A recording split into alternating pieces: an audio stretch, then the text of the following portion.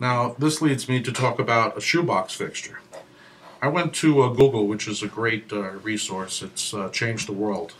And I went to Google Images and I just put in shoebox fixture. And here is a snapshot of what I found. As you can see, all different styles and shapes from what I would call the traditional deep box shoebox all the way to cobra head looking things. And just in this one screenshot, I see LED as a light source, induction, high pressure sodium, probably metal halide, and such a variety of fixture styles and shapes that I come to the conclusion that a shoebox fixture is just an area light fixture.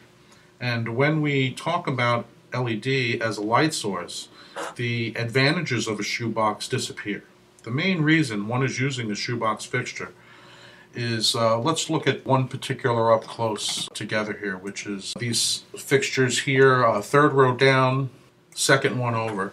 That particular fixture, I think, will emphasize the following point, that these shoebox fixtures are generally meant to be deep, so that the light source can be high inside the deep fixture, so that it creates a sculpted light on the ground that can more or less be measured and predicted, as opposed to the light source being at the bottom of the fixture where light can go in all directions, possibly even uplight.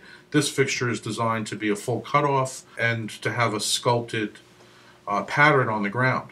With LEDs, manipulating the shape of the fixture and manipulating the relationship between the bulb and the reflector is not necessary. It's not needed anymore. I can have the same shape fixture for a floodlight, for an area light, and for a shoebox fixture, because all of the optics are actually in the individual LEDs.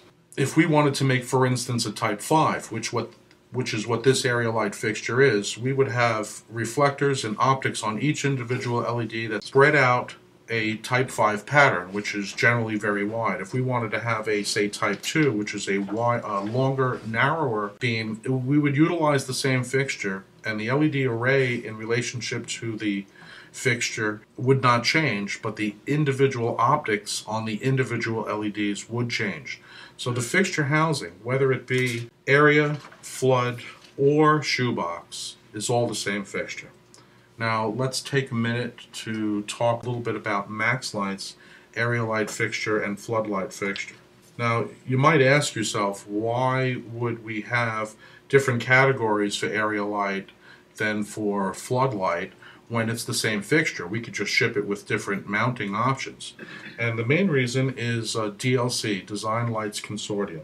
Design Lights Consortium does have a category for area lights / shoebox, and Maxlight has a 70 watt, a 100 watt, and very soon a 140 watt fixture that meet DLC. Currently the 70 and 100 are DLC listed. The 70 watt, we're looking at about 4,100 lumens, and this is again delivered lumens. I often hear people say, well, you know, you're replacing a 250 watt metal halide that has 12,000 lumens. How can you possibly do it with 4,100 lumens?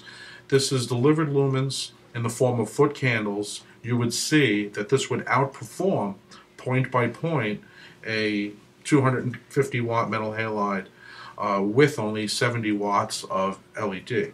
And to prove that, we'd be happy to do a lighting layout for you for your next job. Additionally, all of these products are about 70 CRI. We are lighting facts listed, so the numbers have all been third-party verified. The 140 watt, which you do not see here, I will give you some preliminary numbers. We're looking about the next 30 to 60 days to have permanent LM79 data furnished, and we're looking at approximately 8,600 lumens, which is approaching 80 lumens per watt. So very, very efficient product. Now the floodlight fixture, 70 and 100, are identical in terms of lumen output and shape, size, in every way other than that tenon mount, also known as a knuckle mount. This one is not DLC listed. When I take off the straight arm and I put on this knuckle tenon fitter here, now it allows the user, the installer, to create uplight. As a matter of fact, this fixture is rated IP65, so you can actually flip it over, have it straight up to the sky, say maybe lighting up the side of your building, and let it collect water on the top. It is rated for that. But certainly that would not meet DLC, which requires a full cutoff with zero uplight.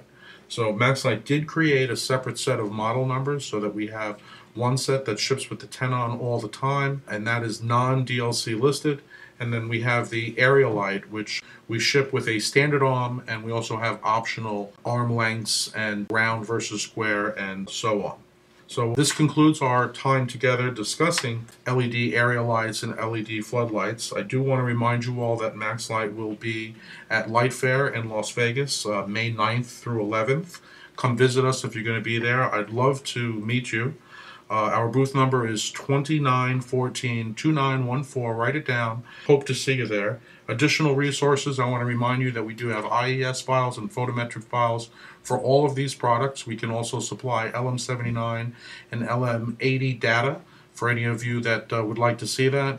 And we can also do lighting layouts for you for your individual job or jobs, not only showing you the foot candle point-for-point readings, but additionally we can do for you an ROI analysis and total cost of ownership analysis. We know your time is valuable, and we really appreciate you joining us today. I see we have nearly record numbers with a huge amount of facility managers online.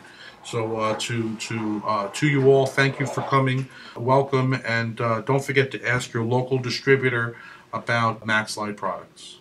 We will give 10 more minutes of an open session for you to type in any questions that you might have. We will reply to all attendees the questions and answers that come by. We have learned that some shy people don't ask questions, and that the questions that are asked are often thought about by others. So we will provide a full list of Q&A within the next 24 hours or so. Thanks again for coming.